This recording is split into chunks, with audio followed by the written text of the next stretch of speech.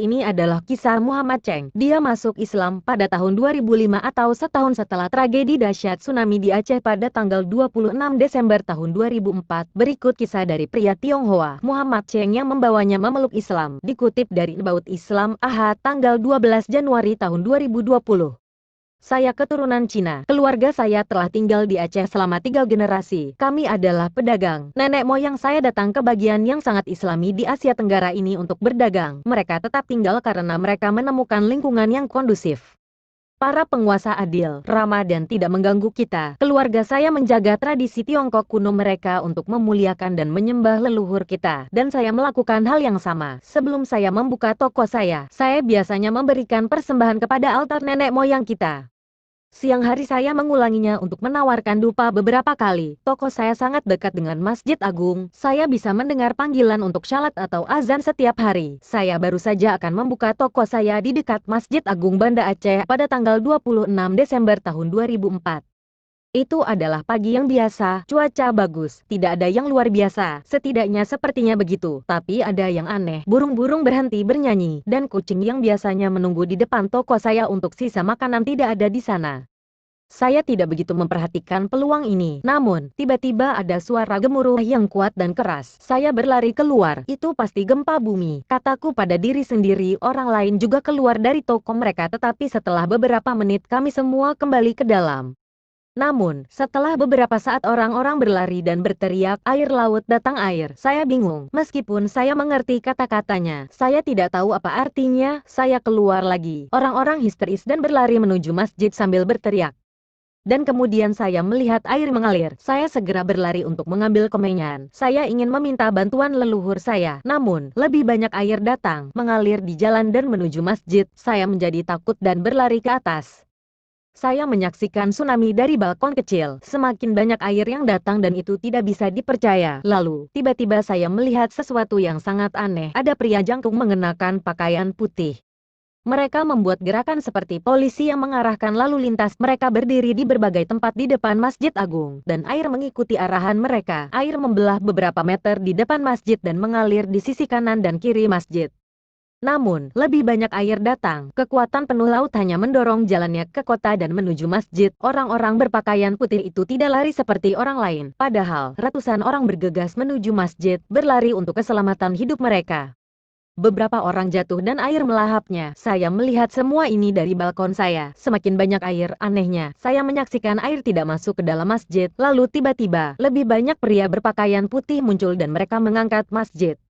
Iya, mereka mengangkat masjid, seluruh masjid, tepat di atas tanah, dan air menyembur di bawahnya. Saya benar-benar terpana. Apa itu tadi? Jika seseorang memberitahu saya apa yang saya lihat, saya tidak akan percaya padanya. Tidak pernah, tetapi saya melihatnya dengan mata kepala sendiri. Tuhan betul-betul melindungi masjid ini, kataku dalam hati lagi dan lagi. Beberapa minggu setelah bencana tsunami yang mengerikan ini, saya mendorong diri saya untuk menceritakan apa yang saya lihat kepada penjaga toko muslim di Sep. Elah toko saya, dia menyarankan saya untuk menemui imam masjid. Saya berjalan ke arah masjid dengan ragu-ragu. Ini adalah pertama kalinya dalam hidup saya untuk memasuki kompleks masjid meskipun pada dasarnya saya telah tinggal di sebelahnya sepanjang hidup. Imam mengenali saya dari kejauhan dan keluar untuk menyambut saya. Selamat pagi, ada yang bisa saya bantu, Paman? Dia menyapa saya dengan sopan. Aku perlu bicara denganmu, jawabku. Kami duduk dan saya menceritakan seluruh kisahnya. Dia duduk diam, air mata mengalir dari matanya. Setelah saya selesai, kami hanya berpelukan. Pelukan alami inilah yang dipertukarkan oleh orang-orang karena mereka mengalami pengalaman mengerikan yang sama. Imam berkata, Paman, apa yang kamu lihat adalah malaikat Tuhan mengikuti perintahnya. Allah ingin agar masjidnya tidak akan dihancurkan oleh tsunami yang menghancurkan ini. Paman, mungkin Tuhan ingin menunjukkan sesuatu kepada Anda untuk membawa Anda lebih dekat kepadanya. Karena dia mencintaimu, karena dia melihat Anda adalah pria yang baik, dia ingin memberi Anda kebahagiaan di dunia ini dan surga di akhirat. Apakah Anda ingin menjadi muslim, Paman? Tanyanya hingga membuatku tertegun. Bagaimana saya bisa menjadi muslim? Saya kaget dengan pertanyaan imam. Hal itu sangat membingungkan saya. Bagaimana saya, seorang Tionghoa, bisa menjadi muslim? Sebagai orang Tionghoa, kami memiliki tradisi, ritual, dan kepercayaan kami sendiri.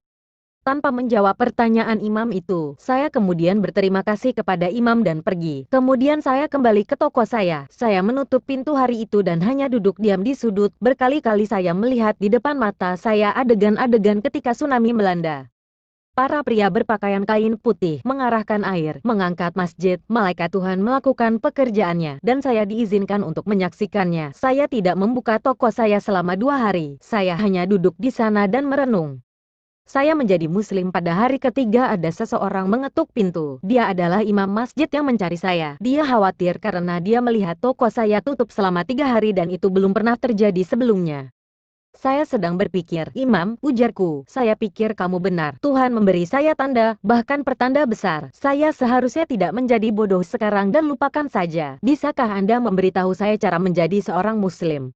Tanya saya. Imam itu tersenyum sambil berkata, Paman, sangat mudah. Kamu hanya perlu melafalkan kata-kata ini, dan dia menunjukkan saya selembar kertas. Saya melafalkan 2 kalimat syahadat asyhadu alla ilaha illallah wa asyhadu anna Muhammad Rasulullah, dan seolah-olah cahaya terang memenuhi toko saya. Sejak hari itu, imam datang setiap hari untuk mengajari saya tentang Islam. Dia menunjukkan kepada saya bagaimana berdoa dan cara membaca Quran, dan setelah saya bisa salat, saya juga ikut salat di Masjidil Agung. Dan itu adalah salah satu hal terindah dalam hidup saya. Alhamdulillah.